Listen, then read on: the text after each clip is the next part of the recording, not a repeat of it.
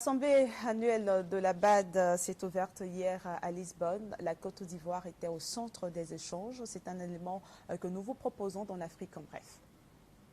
Le président de la Banque africaine de développement a donné jeudi le coup d'envoi de l'Assemblée annuelle de la BAD. Au cœur des travaux, l'aide à la Tunisie et à l'Égypte, dont les économies sont malmenées depuis l'émergence du printemps arabe. Donald Kaberuka a également évoqué un possible retour du siège de la BAD à Abidjan dès que les conditions seront réunies. Il a promis une aide financière pour relancer l'économie ivoirienne. Cet après-midi, j'aurai le plaisir de paraffer avec les autorités ivoiriennes notre appui budgétaire d'urgence de 130 millions de dollars. Cet appui à décaissement rapide a été approuvé en état record par notre conseil la semaine dernière. La police béninoise a intercepté mardi 30 kilos de cocaïne en provenance d'Amérique latine. La drogue avait transité par le Ghana et le Togo.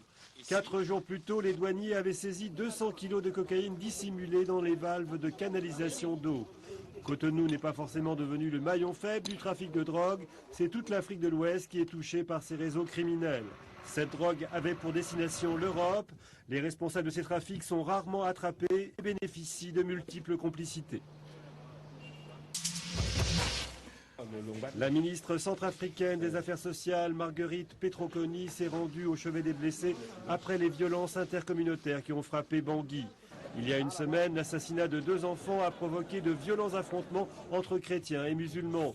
Ces violences ont fait 11 morts et 58 blessés.